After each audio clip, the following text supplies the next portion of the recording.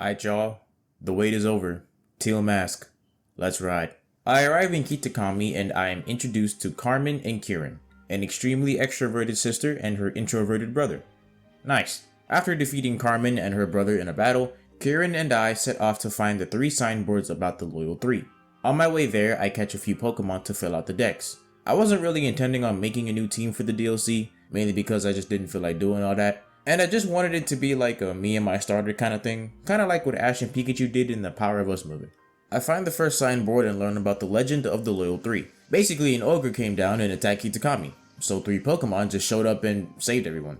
Ever since then, everyone has hated the ogre. Whoa! What the heck is that? It's Miraidon. Miraidon? Like, you ride on it? Hey man, I didn't know you were into that kind of stuff. No, not like that. No. Let's just find the next signboard. After finding the second signboard, Kieran and I explore the cave where the ogre rests. Man, what a wholesome scene. Bonding over our travels across Kitakami. He surely won't turn into some crazy psychopath and turn against me in the near future. I arrive back at Kieran's house and get ready for the Festival of Masks. No, I'm not walking around looking like this. Can I at least change my hair back? Then Carmen challenges me to a battle. Y'all people just love y'all battles, don't you? I'm trying to have fun here. After defeating Carmen, I arrive at the Festival of Masks. You don't have any festivals over in Paldea or whatever. Why you gotta be like that?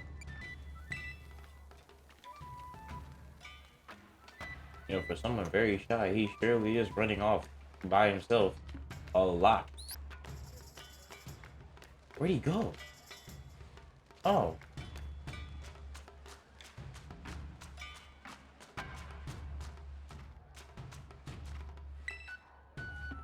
Oh. Wait, you're not him? What the heck?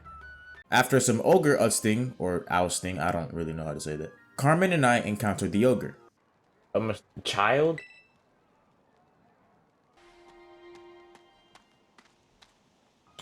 Ma'am, I'm the champion of the Paldea region. I think I can do what I want.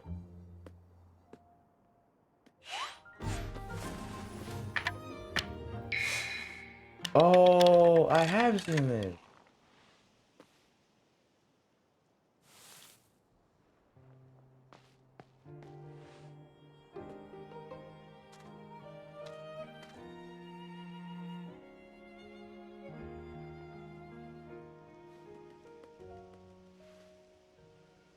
I guess bro didn't want his man.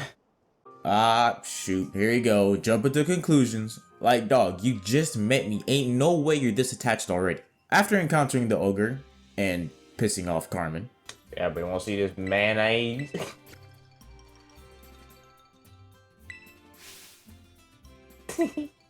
Carmen's grandfather tells us the true story about the ogre. See, apparently this dude in Ogre Pond, that's the name of the ogre, pulled up and was like, "Yeah, we outside."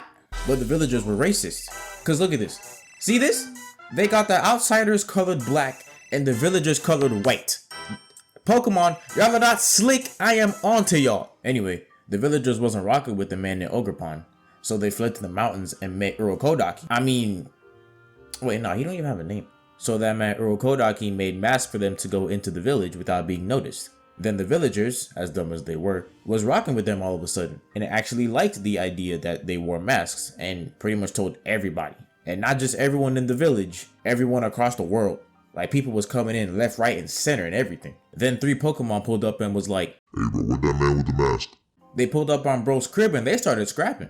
But bro wasn't able to hold his own, and the 3 Pokemon stole the masks. They don't really specify what exactly happened to the man, so he either died or he just ran off and will come back in part 2. So Ogerpon did his best Lil Durk impression and slid for, let's call him Steve. He slid for Steve, except this time he was actually successful. Once he got done spinning the block, the villagers were all of a sudden not rocking with Ogerpon no more, which honestly makes no sense because there's no way that y'all didn't notice that the masks weren't theirs. So Ogerpon ran back up to the mountain and hid there, while the 3 Pokemon were named the Loyal 3 because the villagers thought they laid down their lives to save them. Ain't no way. And I thought Konoha was fake. So after hearing that story, and being told not to tell Kieran about any of it, guess who's already heard the story and was hiding behind the wall the entire time? Kieran. See, I knew when he ran off he ain't go nowhere. So now this man Kieran is all in his feelings cause we ain't want to tell him anything. After finding the last signboard, I defeat Karen in a battle. Hold on, peep the board real quick. If you see a shadowy figure approaching you outside the village at twilight, be wary. Yo, they ain't even trying to hide it no more. Anyway, Karen wanna start acting different all of a sudden. Like, look at this dude, it's not even that deep, bro. The next day, I meet Perrin, or however you say it, who is Adaman's descendant. I saw that she had a Hisui in Growlithe, and it kinda got me thinking, how is it here? Legends Arceus was a game that was set many years in the past. In that game, some Pokemon had different forms, and then over time, they changed into what we know today. Growlithe does not look like that anymore. So how did she get her hands on one? I have no idea. Carmen and I find the Crystal Cluster in order to fix Ogerpon's mask.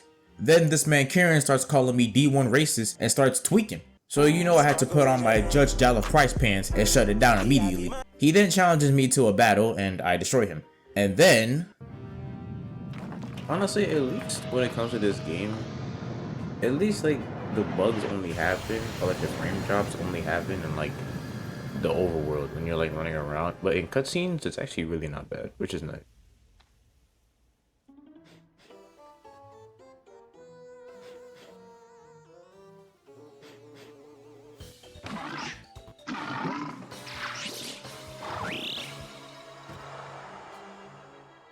Well, isn't that something?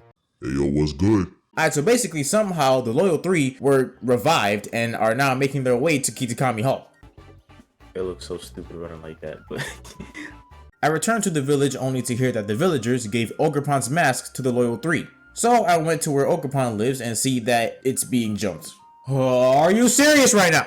Once I beat one of them, they run off. So Carmen, Karen's jealous behind, and I set off to find the Loyal 3 and retrieve the masks. After retrieving all of the masks, Karen shows up and tells us to return to the village with Ogerpon.